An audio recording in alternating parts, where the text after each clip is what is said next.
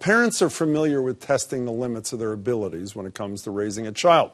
But for a small group in Massachusetts, that means filling a role they may not be prepared to play, that of nurse and caretaker.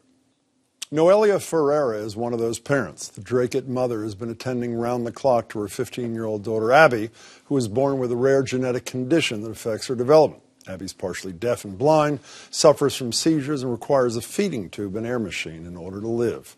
The last time Noelia had help from a nurse was more than 100 days ago. Her story was told beautifully by Jenna Russell in the Boston Globe. Abby and other kids in her situation depend on Mass Health to provide care. It's a struggle shared by hundreds of families across the state and one that has spurred action. One of those parents hoping to get the attention of state leaders is Angela Ortiz. Her daughter, Ayla, was also born with serious health problems and needs constant care. As a result, Angela gathered a group of parents and founded the Massachusetts Pediatric Home Nursing Care Campaign to raise awareness about the issue.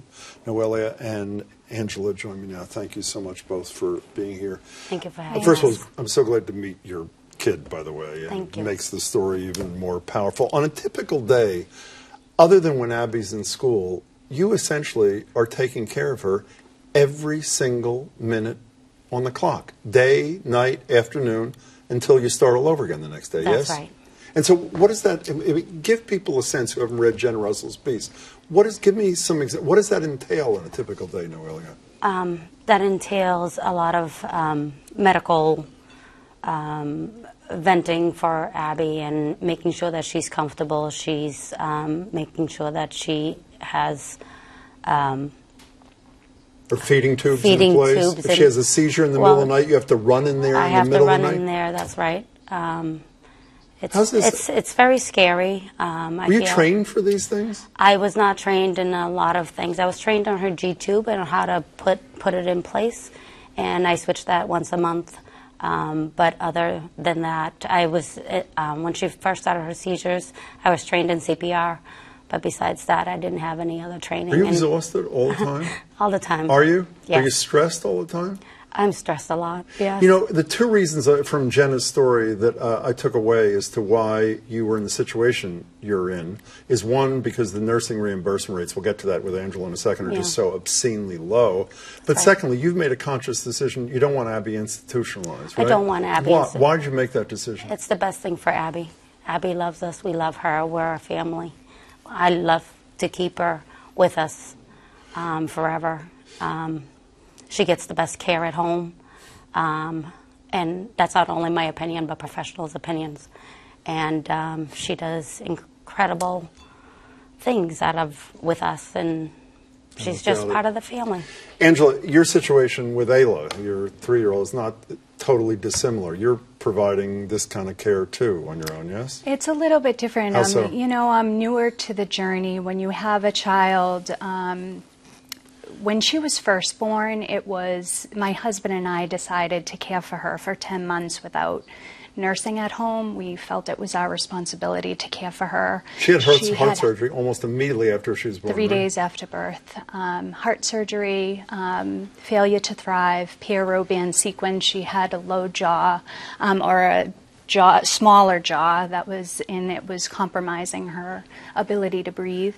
And then you decided to form this mothers group, right? Well, are you like a political activist or something? Or, I'm serious. No, you really have to. It was out of desperation, Meaning a mother's what? desperation, in that we weren't getting the support that we needed. From the state? From the state. We were told that we were going to get help, nursing help, and it just didn't come. And then I started to share my story and my frustrations through social media and support groups, and a trend was developing. And you found people like her, and she found people like you. You become, us medical moms become like FBI agents, and I wanted more answers, and we want the best for our daughters. And in Jenna's piece, you didn't want to even talk about this publicly until you heard about this, until you heard about a hearing. How hard was it for you to tell your story publicly? I'm definitely not a public speaker, and so it was very difficult for me, but I feel strongly about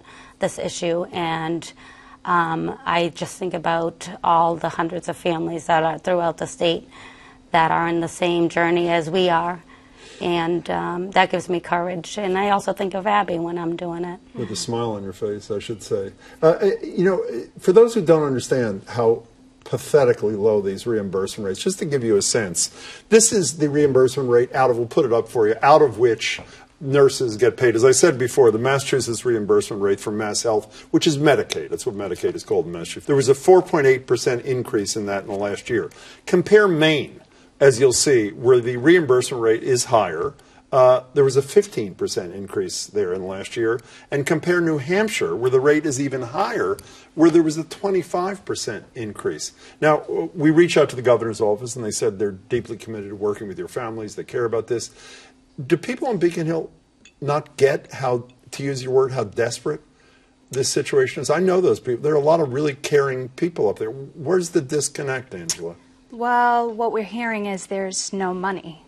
And this is before any cuts from the federal government. Forget Donald Trump's budget. That's right. This is with Medicaid staying intact. With the cuts, they'd be correct. Unmitigated Correct. Disaster.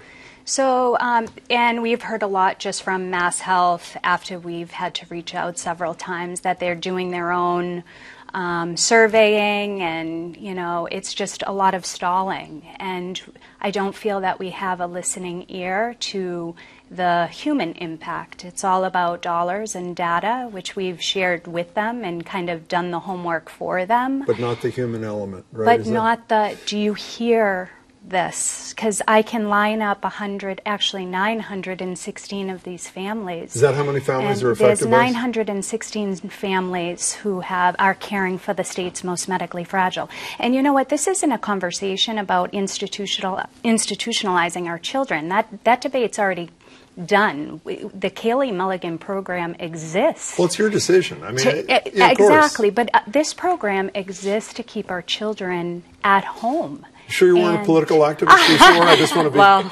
You are now, I know. Can we, you know, we're going to tell people what your Facebook page is, or website, so if people want to get involved in this in a minute. But can we end on a happy note here? The story about you taking your kid to the Jack Johnson. She's always loved Jack Johnson. Always loved Jack Johnson. You go with some of your family members. Right. You put, what's the sign you draft? Oh, my first concert. My first concert. I drew her, they drew his tree and then a little guitar on the side.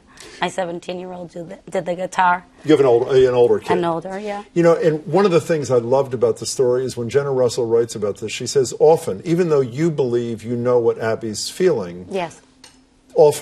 more often than not, you don't see an expression. Describe what happened when you wheeled Abby through the gate at the Jack Johnson. This is at Infinity Center, I assume, yes, right, man? It was. So explain what happened when you wheeled Abby through the gate. Smile ear to ear. Was that really? Did you really happened? No, but did it really happen, or you? Nope, it really happened. We have pictures. That's really spectacular. Yes, she knows. Quickly, when people want to help with your cause, who are not one of those 960 families, what do they do? How do they help? Go to mychildcan'twait.com and to urge the governor to really fund this program adequately and give us nothing more, just what we've already been pre-authorized to receive. Terrific. Noelle, it's great to meet you. It was great meeting you. Thank you so much. Thank you so much. Very I wish much you for both having luck, us. and I think you have the support of virtually everybody who's watching Thank you. this. Good luck.